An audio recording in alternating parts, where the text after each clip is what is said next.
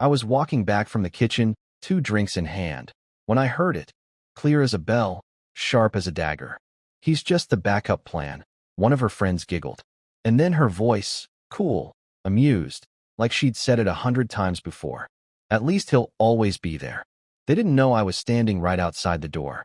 The laughter that followed was the kind that cuts deeper than any insult. Familiar, intimate, and worst of all, unchallenged. She didn't defend me. She didn't even hesitate. I didn't drop the glasses. I didn't storm in. I just stood there.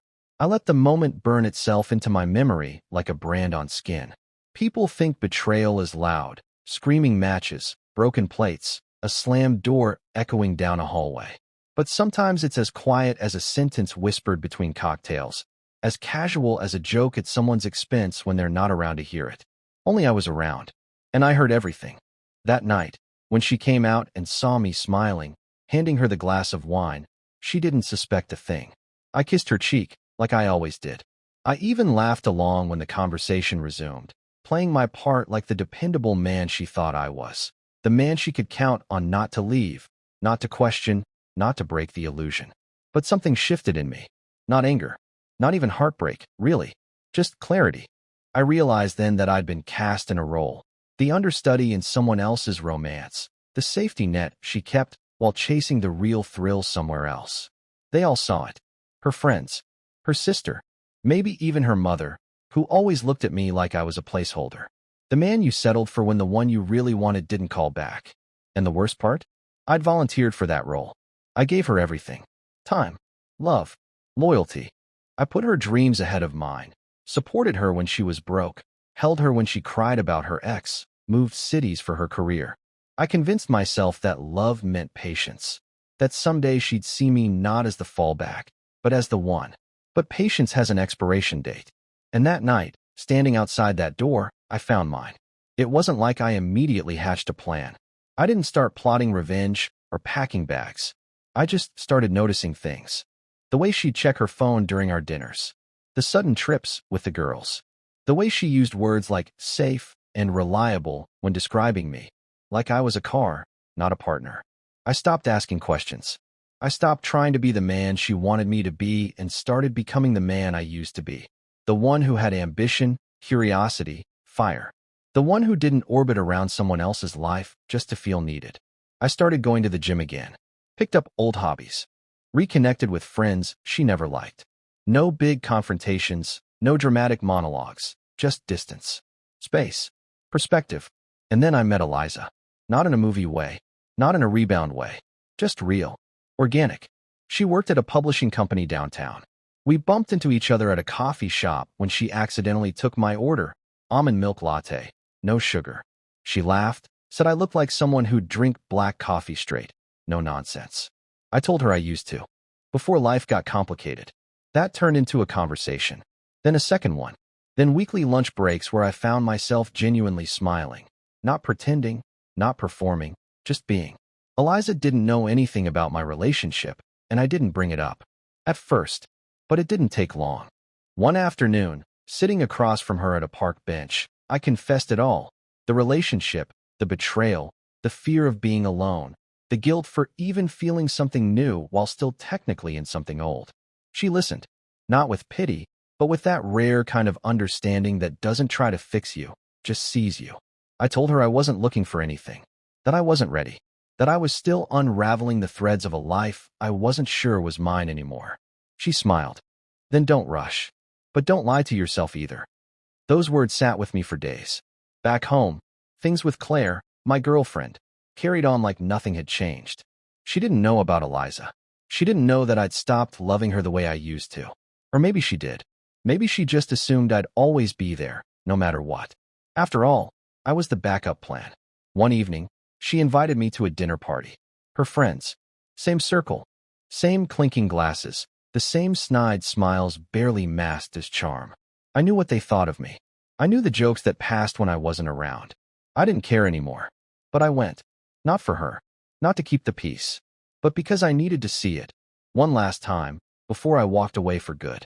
That night, as we sat around the long table in her friend Vanessa's loft, the wine flowed, and so did the backhanded compliments. Claire was glowing, of course, hosting, performing, soaking up the admiration like sunlight. And then it happened again. Someone made a joke about the ones who wait patiently on the bench. And Claire, with her perfect smile, said, "Well, sometimes the backup ends up winning the game." The laughter was louder this time. I smiled, but not like before, because this time I had a ring in my pocket. I hadn't told Eliza everything, not yet, but I had told her enough. Enough for her to know that this wasn't some reckless move. Enough for her to understand that this proposal wasn't about revenge. It was about truth. Still, when I slipped the velvet box into my jacket pocket before leaving the apartment, my hands trembled. Not from fear, but from the weight of what it meant to finally choose myself. The dinner party was in full swing by the time I arrived. Claire lit up when she saw me, wrapped her arm around mine like nothing in the world had ever gone wrong. And I played along, not for her, not for the crowd, but for the theater of it all. I scanned the room. All familiar faces. Vanessa, Harper, Marcus, even Claire's ex, Daniel, the one who cheated on her and somehow still got invited to everything. They all looked at me the same way, like the loyal dog who keeps coming back, like I didn't have it in me to walk away. But they were wrong, and they were about to find out how wrong. Claire leaned in, whispering something about a ski trip she wanted us to plan, brushing her fingers against my collar like it still meant something. I just nodded, smiled. Then I excused myself, stepped out onto the balcony, and made a call. "Eliza," I said when she answered. "You still want to crash a dinner party?" She laughed. "I thought you'd never ask." 15 minutes later, she walked through the door wearing a simple black dress. No makeup except for the confidence in her eyes. She didn't hesitate. She didn't flinch. She looked straight at me like I was the only person in the room. Heads turned. Whispers rippled. Claire's smile faltered for half a second, confusion flickering across her face. Then the mask returned. "You brought a friend?" she asked, voice light but tight. I stepped forward, took Eliza's hand. "Not a friend," I said. "Someone who sees me." The silence that followed was electric. Someone coughed. Someone else dropped a fork. Claire's brow furrowed, but she didn't move. "What's going on?" And that's when I did it. I turned to Eliza, pulled the ring from my pocket, dropped to one knee. Gasps echoed like fireworks. "Eliza," I said, voice steady, heart pounding. "I don't want to be someone's plan B. I don't want to sit quietly while I'm dismissed, mocked, or taken for granted. I want a life built on truth, on respect, on love that doesn't hide behind closed doors. I want that with you." Her eyes filled. She didn't even look at the ring. She looked at me, and she nodded. Yes. Cheers and awkward claps. Half the room didn't know what to do. The other half didn't matter. Claire stood frozen, glass in hand, lips parted like she was about to speak, but nothing came out. Her friends? The ones who'd laughed? They weren't laughing anymore. Vanessa looked down at her plate. Marcus had his phone out, pretending to scroll. And Claire was unraveling in real time. "Is this a joke?" she said finally. "You're proposing to her? Here?" I stood. "You once said I'd always be there," I replied gently. "But the truth is, I was never really seen. You kept me as your backup, your safety, your silent placeholder. And I let you. That's on me." She opened her mouth. I held up a hand. "I'm not here to shame you or punish you. I'm here because I outgrew the role you cast me in. And I found someone who sees me not as a safety net, but as a partner." Claire laughed then, but it was the brittle kind, the kind people use when they're cracking underneath. "Wow," she muttered. "So this was all a setup? A performance?" I shook my head. "No. The performance was pretending to be happy while being treated like I didn't matter. This is me finally stepping off your stage." Eliza stepped forward, looping her arm through mine. "We'll go," she said softly. "You don't owe anyone here more than you already gave." But I paused before leaving. "I wish you well, Claire," I said. And I meant it, because I didn't need her to lose.